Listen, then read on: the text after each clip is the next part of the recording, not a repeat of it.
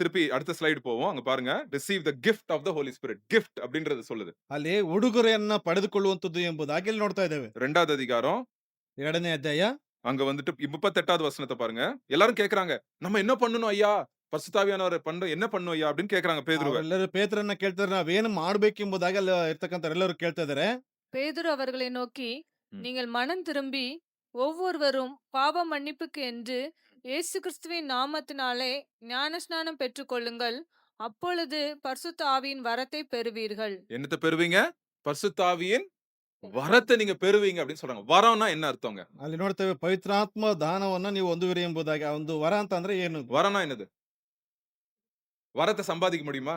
ಅದನ್ನ ಆ ಒಂದು ಉಡುಗೊರೆಯನ್ನ ಸಂಪಾದನೆ ಮಾಡೋದಕ್ಕಾಗ್ತದ? கிஃப்ட்ட சம்பாதிக்க முடியுமா? நான் வேலை செஞ்சு உழைச்சு நான் ரொம்ப உழைக்கிறேன். பிரதர் எனக்கு என்ன குடுக்குறாரு?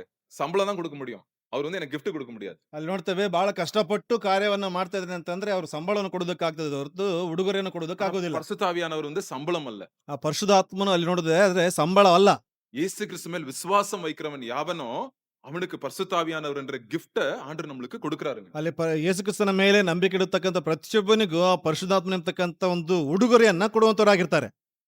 சோ இந்த இந்த இந்த கிஃப்ட் யாருக்கெல்லாம் கிடைக்கும்? ಈ ವರ ಯಾರಿಗೆಲ್ಲ ಸಿಗ್ತದೆ? பைபிள் காலேஜ் படிச்சவங்களுக்கு மட்டுமா? ಆ ಬೈಬಲ್ ಕಾಲೇಜ್ ಓದಿರ್ತಕ್ಕಂಥವ್ರಿಗೆ ಮಾತ್ರನಾ? பாஸ்டர்களுக்கு மட்டுமா? ಪಾಸ್ಟರ್ಸ್ಗಳಿಗೆ ಮಾತ್ರನಾ? அடுத்த வசனம் படிப்போம்.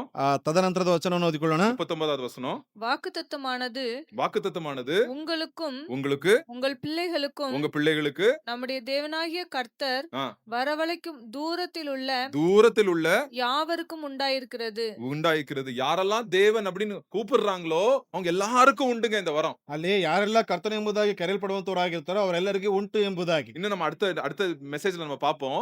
ஒரு சீமோன்னு ஒருத்தன் மனுஷன் இருப்பான். அவன் வந்து காசு குடுத்து இந்த கிஃப்ட்ட வாங்க பார்ப்பான். எனக்கு காசு குடுங்க ஐயா. நான் காசு குடுக்குறேன். எனக்கு இது கிடைக்குமா? பரிசுத்தாவியானுடைய வரம் கிடைக்குமா? அப்படின்னு கேட்பான். ಅಲ್ಲಿ ಇನ್ನೊಬ್ಬ ಬರುವಂತ ವಾರಗಳಲ್ಲಿ ಒಂದು ಸಿಮೋನ ಎಂಬತಕ್ಕಂಥ ನೋಡ್ತೇವೆ. ಹಣದ ಮೂಲಕವಾಗಿ ಒಂದು ಪರಿಶುದ್ಧಾತ್ಮನ ವರವನ್ನು ಕೊಡ್ರಿ ಎಂಬುದಾಗಿ ಕೇಳುವಂತ ರೀತಿಯಲ್ಲಿ ಆಗ್ತದೆ. உடனே பேதுரு சொல்லுவான், பணம் உன்னோட நாசமா போட்டும் அப்படின்னு சொல்லிருவான். ಅಲ್ಲಿ ಪೇತ್ರ ಹೇಳ್ತಾ ಇದ್ದಾನೆ, ಹಣವು ನಿನ್ನೊಡನೆ ನಾಶವಾಗಿ ಹೋಗ್ಲಿ ಎಂಬುದಾಗಿ ಹೇಳ್ತಾನೆ. ஆண்டவருடைய வரத்தை நீ காசு கொடுத்து வாங்க முடியாது அப்படின்னு ஆண்டவர் ದೇವರ சொல்றார். ವರವನ್ನ ಹಣದ ಮೂಲಕವಾಗಿ ತೆಗೆದುಕೊಳ್ಳುವುದಕ್ಕಾಗುದಿಲ್ಲ ಎಂಬುದಾಗಿ ಹೇಳ್ತಾರೆ. So, இப்ப எல்லாருக்கும் புரிஞ்சுச்சா? பரிசுத்தாவியானவர் வந்து என்னது? நம்மளுக்கு கிஃப்ட் ஆண்டவர் குடுக்குறாரு.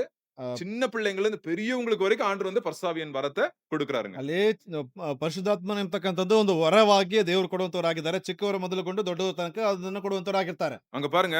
ஆ, அதே 2வது அதிகாரம் 17வது வசனம் படிங்க. ಅದೇ 2ನೇ ಅಧ್ಯಾಯ 17ನೇ ವಚನ ನೋಡ್ರಿ. கடைசி நாட்களில் ஆ. நான் மாம்சமான யாவர் மேலும் ம். என் ஆவியை ஊற்றுவேன். ம். அப்பொழுது உங்கள் குமாரரும் உங்கள் குமாரத்திகளும் தீர்க்கதரிசனம் சொல்லுவார்கள். ம். உங்கள் வாலிபர் தரிசனங்களை அடைவார்கள். ம். உங்கள் மூப்பர் சொப்பனங்களை காண்பார்கள். பாருங்க. கடைசி நாட்களிலே தேவன் வந்து நம்ம பிள்ளைகள் மேலே, பேர பிள்ளைகள் மேலே தேவன் வந்து தன் பரிசுத்த ஆவியானவரை ஊற்றுவார் அப்படின்னு சொல்றது. ಅಲ್ಲಿ ನೋಡ್ತೇವೆ ಕಡೆಯ ದಿವಸಗಳಲ್ಲಿ ಅಲ್ಲಿ ನೋಡ್ತಾ ಇದ್ದೇವೆ ಎಲ್ಲರ ಮೇಲೆ ಆತನ ಆತ್ಮವನ್ನು ಸುರಿಸುವಂತವರಾಗಿದ್ದಾರೆ ಎಂಬುದಾಗಿ ಹೇಳ್ತಾ ಇದ್ದಾರೆ. சோ இந்த நீங்க ஆண்டவருடைய சமூகத்துக்கு போங்க. ದೇವರ நீங்க ஆல்ரெடி நீங்க இயேசு கிறிஸ்துவ விசுவாசித்து இருக்கிறீங்கன்னா பரிசுத்த ஆவியினாலே நீங்க என்ன பண்ணிருக்கீங்க? நிரப்பப்பட்டிருக்கிறீங்க. அத நீங்க மறந்துடக்கூடாதுங்க. ನೀವು ಕ್ರಿಸ್ತನನ್ನು ನಂಬಲ್ಪಟ್ಟಿದ್ರೆ ಅಂದ್ರೆ ಪರಿಶುದ್ಧಾತ್ಮನಿಂದ ತುಂಬಿಸಲ್ಪಟ್ಟಿದ್ರೆ ಅದನ್ನು ನೀವು ಮರೆತು ಹೋಗಬಾರದು ಎಂಬುದಾಗಿ. ஆனாலும் ஊழியத்துக்காக என்ன வேணும்? சில சில சில பலன் வேணும். நம்ம ஊழியம் செய்ய முடியாம இருக்கிறதுக்கு ஒரு காரணம் என்னன்னா, பரிசுத்த ஆவியினாலே நம்ம வந்து ஞானஸ்தானம் பெறாம இருக்கிறது. சோ சில சின்ன ஊழியமா இருக்கலாம், பெரிய ஊழியமா இருக்கலாம். அதுக்கு ஆண்டவரே என்ன நிரப்புங்க. நான் ஊழியம் செய்யணும். உமக்காக சேவை செய்யணும் அப்படின்னு நீங்க நிரப்புங்க. ஆண்டவர் அதுக்கு விசேஷமான பரிசுத்த ஆவியின் நிரப்புதல உங்களுக்கு தருவார். ಅಲ್ಲೇ ಸೇವೆಯನ್ನು ಮಾಡದಿರುವುದಕ್ಕೆ ಕಾರಣಗಳಂತಂದ್ರೆ ದೇವರೇ ನಿನ್ನ ಪರಿಶುದ್ಧಾತ್ಮನ ಬಲವನ್ನ ಸೇವೆ ಮಾಡುವುದಕ್ಕಾಗಿ ಕೊಡ್ರಿ ಎಂಬುದಾಗಿ ಕೇಳಿಕೊಳ್ಳುವಾಗ ಅದು ವಿಶೇಷವಾದಂತ ಬಲವನ್ನ ಪರಿಶುದ್ಧಾತ್ಮನು ನಮ್ಮಲ್ಲಿ ಆತನು ಇಡುವಂತವನಾಗಿರ್ತಾನೆ. சோ அதனால நீங்க யாரும் வந்து இங்க சந்தேகப்பட வேணாம். இயேசு கிறிஸ்துவ நீங்க விசுவாசிக்கிறீங்கன்னா பரிசுத்த ஆவியானவர் உங்களுக்குள்ள இருக்கிறாரு. ಅಲ್ಲಿ ನೀವು ಯಾರು ಸಂದೇಹ ಪಡುವಂತದ್ದು ಬೇಕಾಗಿಲ್ಲ. ನೀವು ದೇವರ ಮೇಲೆ ನಂಬಿಕೆ ನೆಟ್ಟಿದ್ದೀರಿ ಅಂದ್ರೆ ಪರಿಶುದ್ಧಾತ್ಮ ನಿಮ್ಮಲ್ಲಿ ಇದ್ದಾನೆ. ஆனா ஊழியம் செய்யறதுக்காக ஸ்பெஷல் அபிஷேகம் அப்படி வேணும்னா ஆண்டவர்ட்ட பரிசுத்த ஆவியினாலே கன்டினியூஸா உங்கள இன்னும் அதிகமாய் நிரப்ப சொல்லுங்க ஆண்டவர் இன்னும். ಆ ಸೇವೆಯಲ್ಲಿ ನೀವು ಅಧಿಕವಾಗಿ ನಡೆಯಲ್ಪಡಬೇಕು ಅಂತಂದ್ರೆ ಆ ಒಂದು ಅಭಿಷೇಕ ಬೇಕು ಅಂತಂದ್ರೆ ಪರಿಶುದ್ಧಾತ್ಮನ ಒಂದು ತುಂಬಿಸುವಿಕೆಗಾಗಿ ನೀವು ಅಧಿಕವಾಗಿ ಕೇಳಿಕೊಳ್ಳುವಂತದ್ದಾಗಿರ್ತದೆ. சரி எல்லாருக்கும் புரிஞ்சுச்சா? கிளியர் ஆயிருச்சா இது? ಎಲ್ಲರಿಗೂ ஓகேங்களா? ಅರ್ಥವಾಯ್ತಲ್ವಾ? ஏதாவது டவுட் இருந்தா நீங்க கேளுங்க. ஏன்னா இது வந்து ரொம்ப குழப்பமான ஒரு இத வந்து ரொம்ப குழப்பி விட்டுருவாங்க. ஏதேதோ சொல்லி சொல்லி சொல்லி குழப்பிருவாங்க. நான் எந்த அளவுக்கு அத தெளிவா சொல்ல முடியுமோ அத சொல்றேன். பட் ஆனாலும் நீங்க ஜெபத்துல காத்துருங்க. ஆண்டவர் விசேஷ காரியங்கள உங்க வாழ்க்கையில செய்வாருங்க. ಅನೇಕರು ಅನೇಕ ವಿಧವಾಗಿ ಗಲಿಬಿಲಿಯ ಮೂಲಕವಾಗಿ ಒಂದು ರೀತಿಯಾಗಿ ತಿಳಿಸಿಕೊಡ್ತಾರೆ. ಎಷ್ಟರ ಮಟ್ಟಿಗೆ ಸಾಮಾನ್ಯವಾದಂಥ ರೀತಿಯಲ್ಲಿ ಹೇಳಿಕೊಳ್ಳುವುದಕ್ಕಾಗ್ತದೆ ಅಷ್ಟರ ಮಟ್ಟಿಗೆ ನಿಮಗೆ ತಿಳಿಸಿಕೊಡುವಂತವರಾಗಿದ್ದೇವೆ. இன்னும் நெறைய அதிகாரங்கள பார்க்க போறோம். நம்ம அ அப்போஸ்தலர் 8வது அதிகாரம், அப்போஸ்தலர் 19வது அதிகாரம் அதுலலாம் நெறைய கேள்விகள் இருக்கும்.